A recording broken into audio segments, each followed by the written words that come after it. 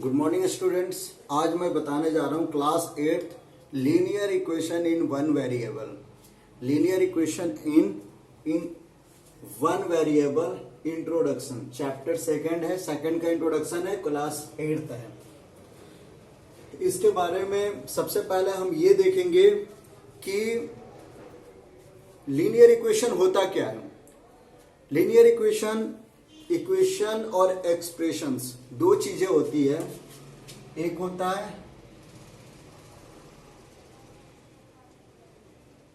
Expressions और एक होता है equations.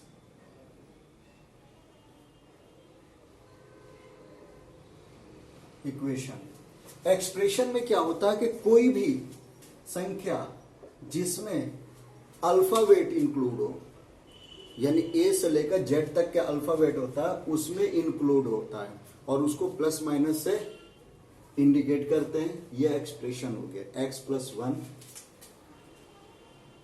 X square plus 2, x plus y plus z, ये सब के सब एक्सप्रेशंस होते हैं। ठीक है, यहां पे n होगा। और इक्वेशन में क्या होता है कि ये जो इक्वेशन होता है वो किसी के इक्वल कर देते हैं। या तो ये कर सकते हैं, या x प्लस 9 इक्वल्स टू 4 कर दिया, या x plus y equals to 2 कर दिया। यानी जिसमें LHS के साथ साथ RHS ऐड हो जाते हैं। ठीक है, लेफ्ट हैंड साइड के साथ राइट हैंड साइड जिसमें ऐड हो जाता है वो इक्वेशंस बन जाते हैं। ठीक है, राइट समझ में आ गया। अब यहां पे मैं डिस्कस करने जा रहा हूं कि वन वेरिएबल किसे कहते हैं। ठीक है, इक्वेशन तो समझ में आ गया और एक्सप्रेशंस भी समझ में आ गया। अब क्या है, इसमें बताया गया वन वेरिएबल। वन वेरिएबल ज्यादा इस पर हम डिस्कस नहीं करेंगे क्योंकि हमारा नेक्स्ट वीडियो में ये ऑलरेडी बता दिया गया है। वन वेरिएबल जो होता है उसमें सिर्फ एक अल्फाबेट का यूज किया जाता है, बस। ये वन वेरिएबल है, लेकिन अगर हम इसको करें तो ये वन वेरिएबल नहीं है। क्यों? क्योंकि इसमें x भी है, y भी है। लेकिन वन वेरिएबल का मतलब होता है जिसमें सिर्फ एक हो, या तो x हो या y हो, ये भी वन वेरिएबल है, या z प्लस 2 हो, ये भी क्या है, ये भी वन वेरिएबल है, या a प्लस 1 हो, ये भी क्या है, ये भी वन वेरिएबल है। तो सब के सब वन वेरिएबल है जिसमें अल्फाबेट एक हो। ठीक है, जिसमें 2 हो तो उसको 2 वेरिएबल कहते हैं, 3 हो तो 3 वेरिएबल, और 3 से अबव हो तो एक्सपोनेंशियल वो पॉलिनोमियल्स बोलते हैं। ठीक है, तो समझ में आ गया गाइस कि x प्लस 2 जो होता है वन वेरिएबल है, तो वन वेरिएबल में इसको हम इंट्रोड्यूस करेंगे। अब तो आपको समझ में आ गया कि वन वेरिएबल किसे कहता है। अब आता है लीनियर इक्वेशन किसे कहते हैं।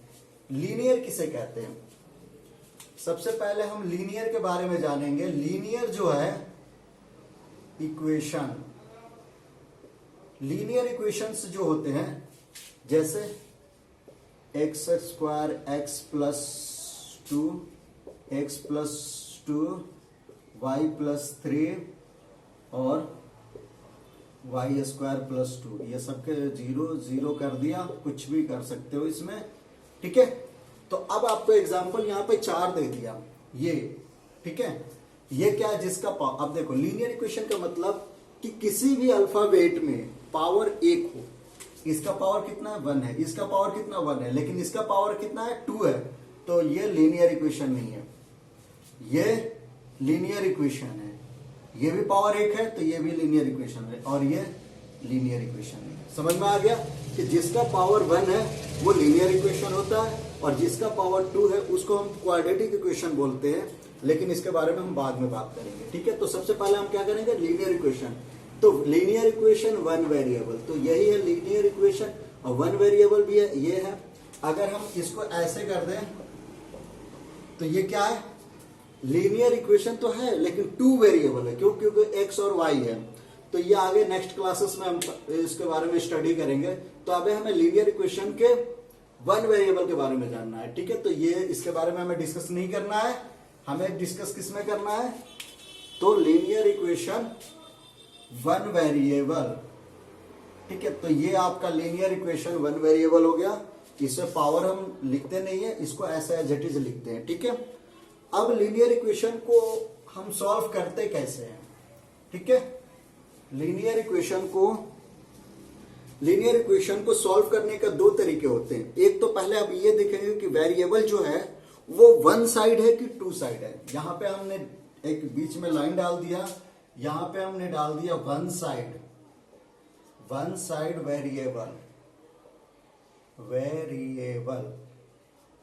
और यहां पे डाल दिया टू साइड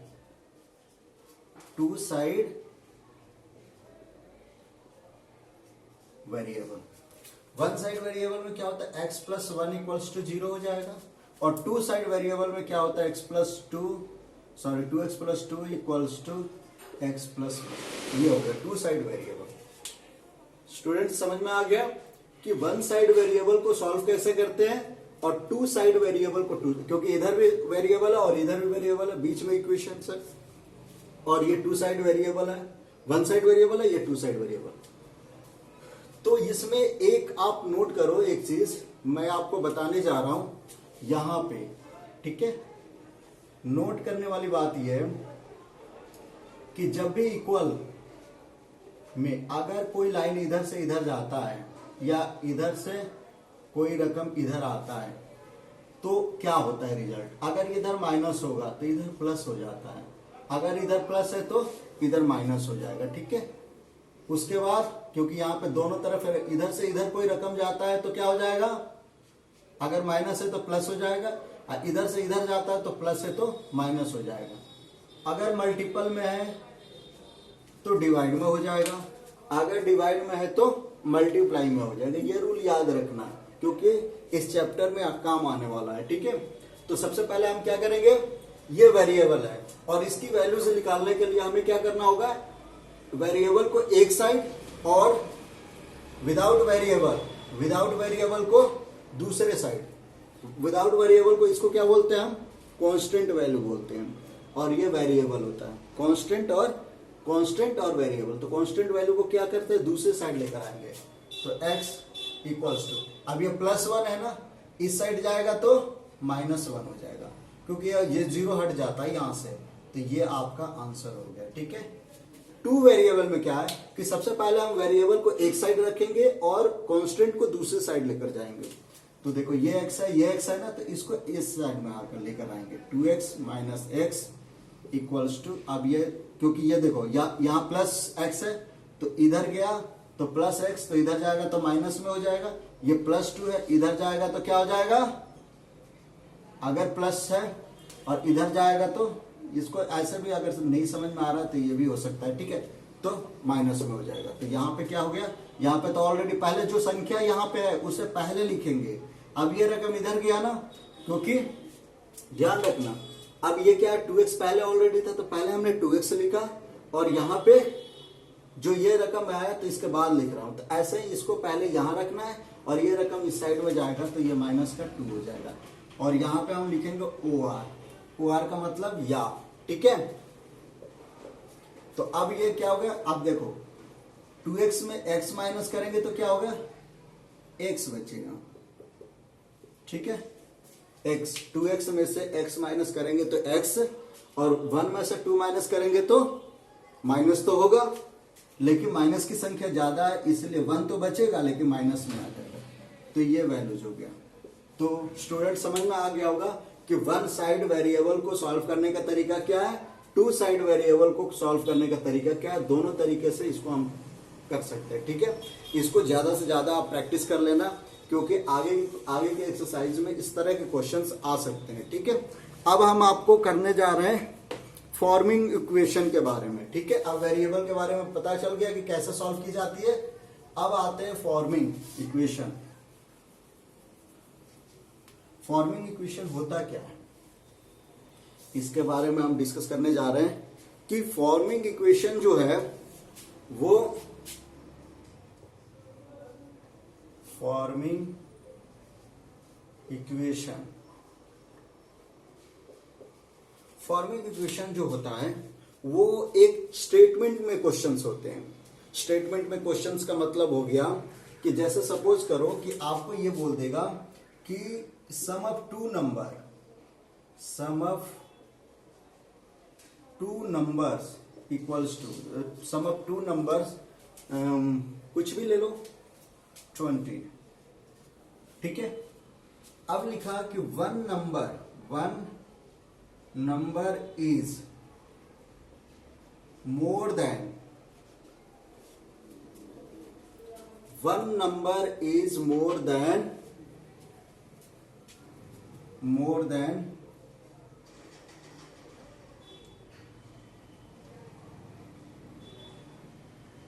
4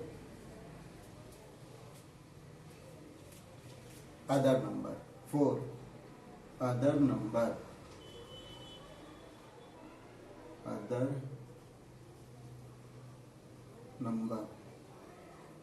ठीक है, अदर नंबर, ठीक है, समझ में आ गया, मोर देन अदर नंबर।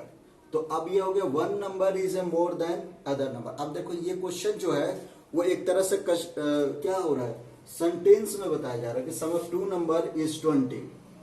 तो इन क्वेश्चनों में सबसे पहले हम क्या करेंगे, let A be the first number, क्योंकि हमें पता है कि दो नंबर जो है दोनों नंबर का प्लस करेंगे तो 20 आ रहा। अगर मान लो इसको A1 A2 मानते हैं तो 20 होगा। अब A1 A2 तो मालूम नहीं है, तो इस मालूम को निकालने के लिए हमें क्या करना होगा कि let A be the first number, ठीक है। तो सेकंड नंबर क्या हो जाएगा, इसलिए सेकंड नंबर जो है अब क्या कह रहा है कि मोर देन, यानी जो पहला नंबर है वो दूसरे से 4 अधिक है। तो सेकंड नंबर इक्वल्स टू क्या आ जाएगा, x प्लस 4 हो जाएगा। पहला नंबर x और दूसरा नंबर x प्लस 4। तो अब यहां पे पहला नंबर को x रखेंगे और दूसरा नंबर x प्लस 4, ठीक है, इक्वल्स टू क्या हो गया 20।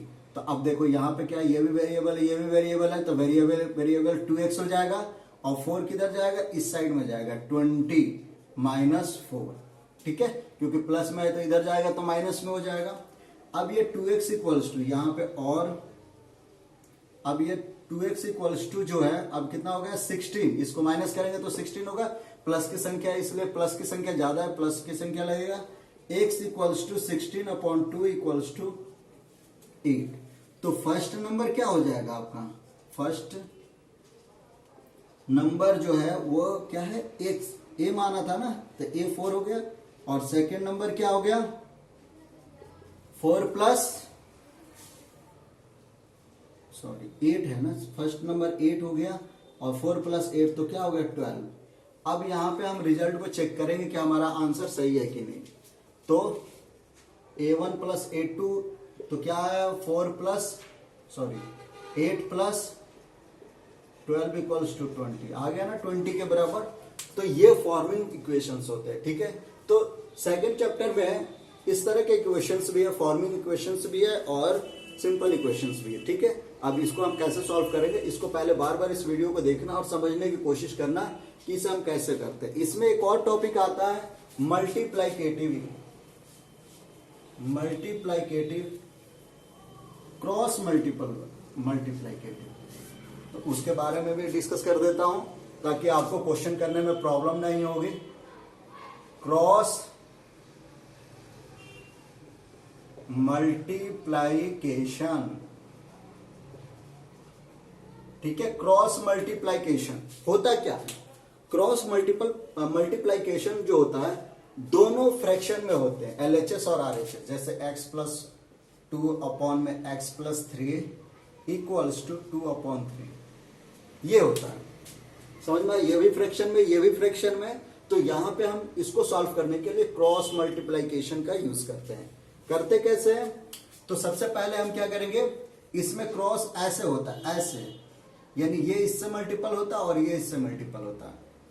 तो यहां पे कर देंगे 3 इससे मल्टीपल हो रहा है तो 3 को ब्रैकेट में कर दिया, x प्लस 2 हो गया इक्वल, और इधर मल्टीपल करेंगे तो 2 को x प्लस 3 हो गया, ठीक है, समझ में आ गया। ये जो रकम है इसके मल्टीपल में आ गया और ये जो रकम है इसके मल्टीपल में आ गया, दोनों इक्वल हो गए। अब हम क्रॉस मल्टीपल कर रहे हैं, इसको इससे मल्टीपल करेंगे तो क्या, ये भी प्लस में ये भी प्लस में है तो 3x हो गया, ये भी प्लस में ये भी प्लस में है तो 6 हो गया, ये भी प्लस में, ये भी प्लस में है तो 2x हो गया, और ये भी प्लस में है, ये भी प्लस में है तो 6 हो गया। ठीक है, समझ में आ गया। अब क्या है, अब दोनों में देखेंगे कि इक्वल कौन सा है, ये इक्वल है, ये इक्वल है ना, तो इससे हम ऐसे कैंसिल कर देंगे। तो ये आपका 3x इक्वल्स टू क्या हो जाएगा, 2x। अब 2x को कहाँ लेकर आएंगे, इधर, तो 3x माइनस 2x, क्योंकि प्लस है ना तो इधर जाएगा तो माइनस हो जाएगा। तो अब ये आ जाएगा 3x minus 2x equals to क्या है, 0। तो x इक्वल्स टू क्या हो जाएगा, 0। तो ये हो गया क्रॉस मल्टीप्लाइकेटिव का यूज करने का तरीका। ध्यान रखना, इसको क्रॉस करेंगे ब्रैकेट के बाहर लिखेंगे और ये अंदर ब्रैकेट में हो जाएगा, और इसको इस जगह करेंगे तो ये हो गया। ये तो 2 रकम का प्लस है ना, अगर 3 होगा तो 3 से मल्टीपल करेंगे, 4 होगा तो 4 से मल्टीपल होगा। अगर एक एक नंबर होगा तो हम डायरेक्ट मल्टीपल कर सकते हैं। जैसे अगर x अपॉन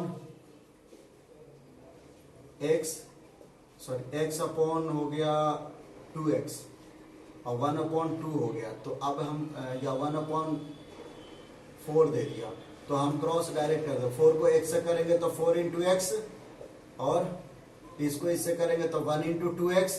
तो 4 इंटू एक्स को क्या लिखेंगे, 4x, और 1 इंटू 2x को 2x लिखेंगे। ठीक है, तो इसको इधर लेकर आ गया तो 2x इक्वल्स टू 0। तो ये हो जाएगा 2x इक्वल्स टू क्या हो जाएगा, 0। अब यहाँ पे क्या है, मल्टीप्लाई में है 2x। तो अब बताया था ना मैंने कि जब भी 2 रकम मल्टीपल में हो तो ये 2 को इधर आएगा तो क्या हो जाएगा, यहाँ मल्टीपल है तो इधर आएगा तो डिवाइड। डिवाइड का मतलब फ्रैक्शन नीचे आ जाता है, तो ये हो जाएगा 0/2, तो 0 आंसर। ठीक है, समझ में आ गया कि अगर इस तरह का होगा सिंपल रहेगा तो हम इसको इस तरह से मल्टीपल कर देंगे। तो ये इंट्रोडक्शन हो गया क्लास चैप्टर 8 का। और नेक्स्ट वीडियो में मैं आपको ये बताएंगे कि इसमें वेरिएबल और coefficient, monomial, binomial, trinomial, quadratic, linear, ये सब होता क्या, इसके बारे में हम डीपली नॉलेज कर सकेंगे। ठीक है, थैंक यू।